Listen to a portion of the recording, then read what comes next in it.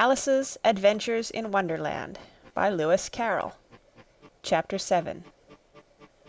A Mad Tea Party.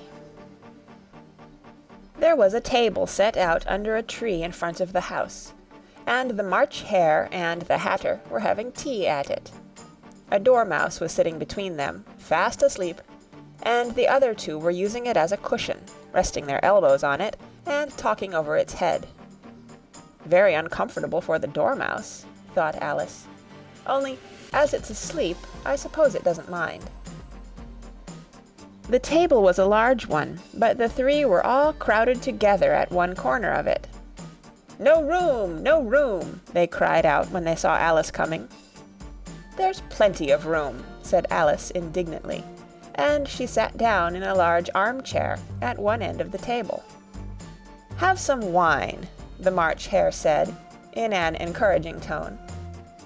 Alice looked all round the table, but there was nothing on it but tea.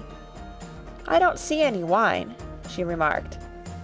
"There isn't any," said the March Hare. "Then it wasn't very civil of you to offer it," said Alice angrily.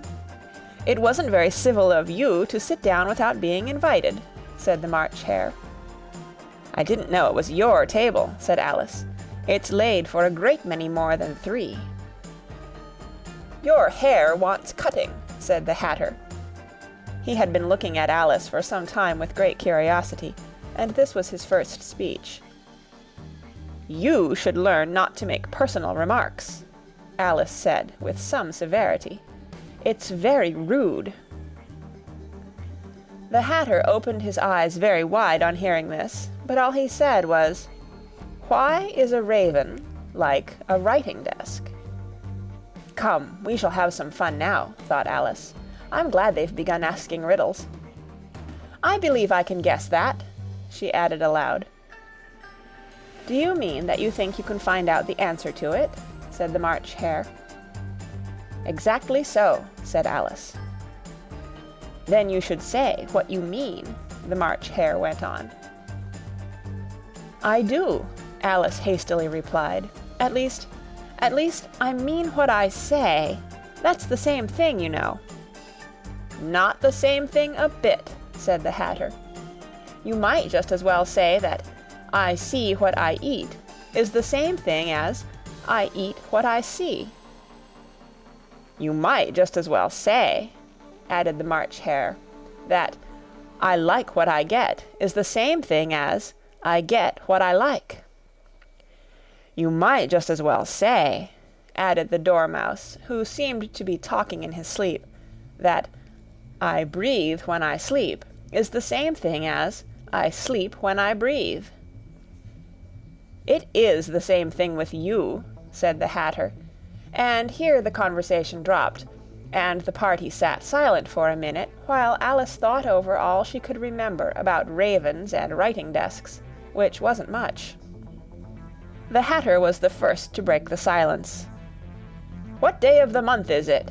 he said, turning to Alice. He had taken his watch out of his pocket and was looking at it uneasily, shaking it every now and then, and holding it to his ear. Alice considered a little, and then said, "The 4th." "2 days wrong," sighed the Hatter. "I told you butter wouldn't suit the works," he added, looking angrily at the March Hare. "It was the best butter," the March Hare meekly replied. "Yes, but some crumbs must have got in as well," the Hatter grumbled. "You shouldn't have put it in with the bread knife." The March Hare took the watch and looked at it gloomily. Then he dipped it into his cup of tea and looked at it again, but he could think of nothing better to say than his first remark. "It was the best butter, you know." Alice had been looking over his shoulder with some curiosity. "What a funny watch," she remarked. "It tells the day of the month, and doesn't tell what o'clock it is." "Why should it?" muttered the Hatter. "Does your watch tell you what year it is?" "Of course not," Alice replied very readily. "But that's because it stays the same year for such a long time together."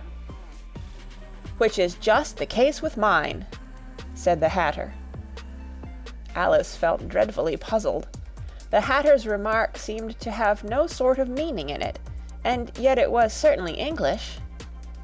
"I don't quite understand you," she said, as politely as she could.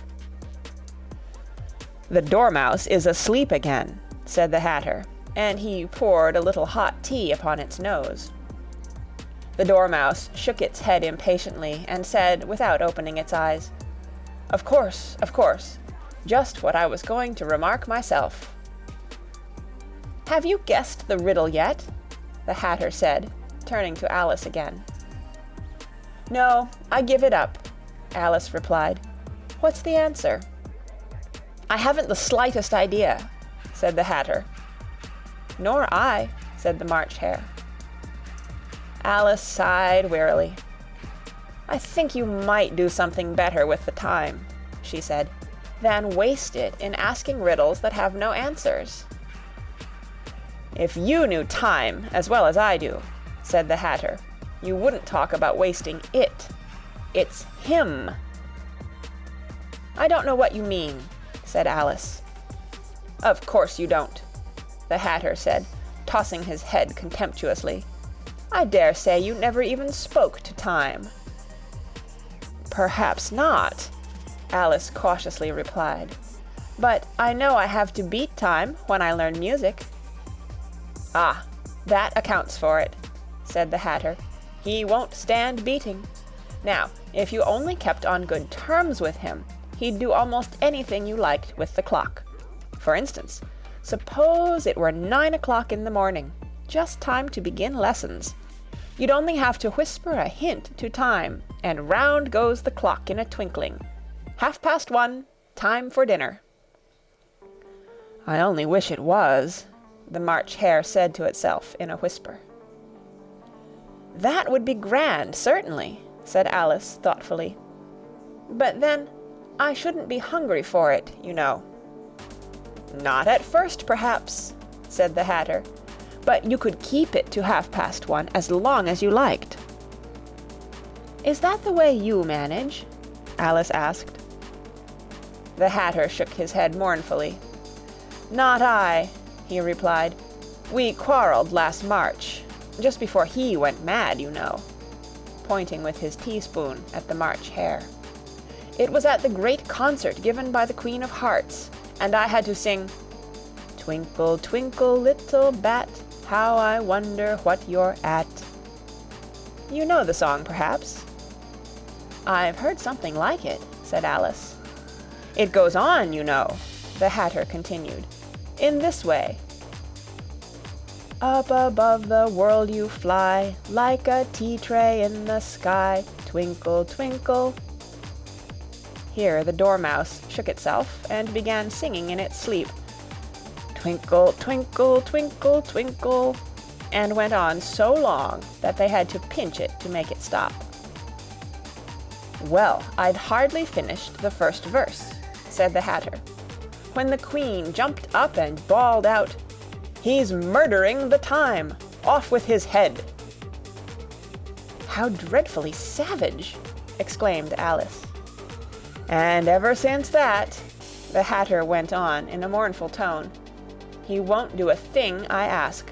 It's always 6 o'clock now." A bright idea came into Alice's head.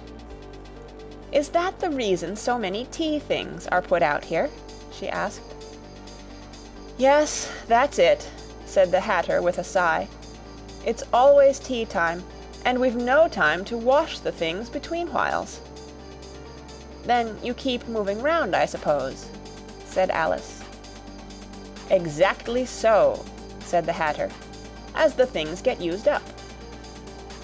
"But what happens when you come to the beginning again?" Alice ventured to ask. "Suppose we change the subject," the March Hare interrupted, yawning. "I'm getting tired of this. I vote the young lady tells us a story." "I'm afraid I don't know one," said Alice, rather alarmed at the proposal. "Then the Dormouse shall," they both cried. "Wake up, Dormouse!" And they pinched it on both sides at once. The Dormouse slowly opened his eyes. "I wasn't asleep," he said, in a hoarse, feeble voice. "I heard every word you fellows were saying." "Tell us a story," said the March Hare. "Yes, please do," pleaded Alice. "And be quick about it," added the Hatter, "or you'll be asleep again before it's done." "Once upon a time there were 3 little sisters," the Dormouse began in a great hurry. "And their names were Elsie, Lacie, and Tilly, and they lived at the bottom of a well." "What did they live on?" said Alice, who always took a great interest in questions of eating and drinking. "They lived on treacle," said the Dormouse, after thinking a minute or two. "They couldn't have done that, you know," Alice gently remarked. "They'd have been ill." "So they were," said the Dormouse. "Very ill." Alice tried to fancy to herself what such an extraordinary way of living would be like, but it puzzled her too much, so she went on. "But why did they live at the bottom of a well?" "Take some more tea," the March Hare said to Alice very earnestly. "I've had nothing yet," Alice replied in an offended tone. "So I can't take more." "You mean you can't take less," said the Hatter. "It's very easy to take more than nothing." "Nobody asked your opinion," said Alice. "Who's making personal remarks now?" the Hatter asked triumphantly. Alice did not quite know what to say to this, so she helped herself to some tea and bread and butter, and then turned to the Dormouse and repeated her question. Why did they live at the bottom of a well? The Dormouse again took a minute or two to think about it, and then said, "It was a treacle well." "There's no such thing," Alice was beginning, very angrily, but the Hatter and the March Hare went, "Shh, shh," and the Dormouse sulkily remarked, "If you can't be civil, you'd better finish the story for yourself." "No, please go on," Alice said very humbly. "I won't interrupt again. I dare say there may be one." "One indeed," said the Dormouse indignantly. However, he consented to go on. "And so these 3 little sisters, they were learning to draw, you know." "What did they draw?" said Alice, quite forgetting her promise. "Treacle," said the Dormouse, without considering at all this time. "I want a clean cup," interrupted the Hatter. "Let's all move one place on." He moved on as he spoke, and the Dormouse followed him. The March Hare moved into the Dormouse's place, and Alice rather unwillingly took the place of the March Hare. The Hatter was the only one who got any advantage from the change, and Alice was a good deal worse off than before, as the March Hare had just upset the milk jug into his plate. Alice did not wish to offend the Dormouse again, so she began very cautiously. "But I don't understand. Where did they draw the treacle from?" "You can draw water out of a water well," said the Hatter. "So I should think you could draw treacle out of a treacle well, eh, stupid?" "But they were in the well," Alice said to the Dormouse, not choosing to notice this last remark. "Of course they were," said the Dormouse.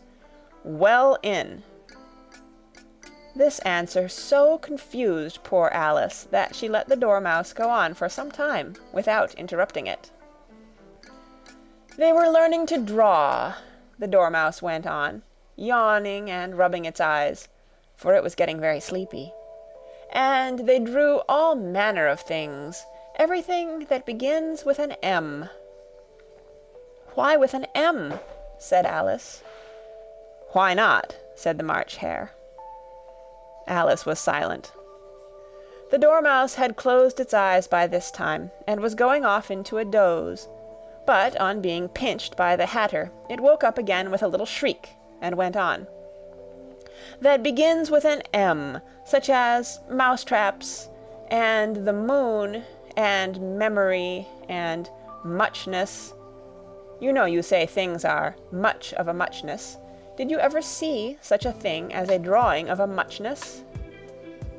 "Really, now you ask me," said Alice, very much confused, "I don't think—" "Then you shouldn't talk," said the Hatter. This piece of rudeness was more than Alice could bear. She got up in great disgust and walked off. The Dormouse fell asleep instantly, and neither of the others took the least notice of her going, though she looked back once or twice, half hoping that they would call after her. The last time she saw them, they were trying to put the Dormouse into the teapot. "At any rate, I'll never go there again," said Alice, as she picked her way through the wood. "It's the stupidest tea-party I ever was at in all my life." Just as she said this, she noticed that one of the trees had a door leading right into it. "That's very curious," she thought, "but everything's curious today. I think I may as well go in at once." And in she went. Once more she found herself in the long hall, and close to the little glass table. "Now I'll manage better this time," she said to herself, and began by taking the little golden key and unlocking the door that led into the garden. Then she went to work nibbling at the mushroom, she had kept a piece of it in her pocket, till she was about a foot high. Then she walked down the little passage, and then she found herself at last in the beautiful garden, among the bright flower beds and the cool fountains. End of Chapter 7.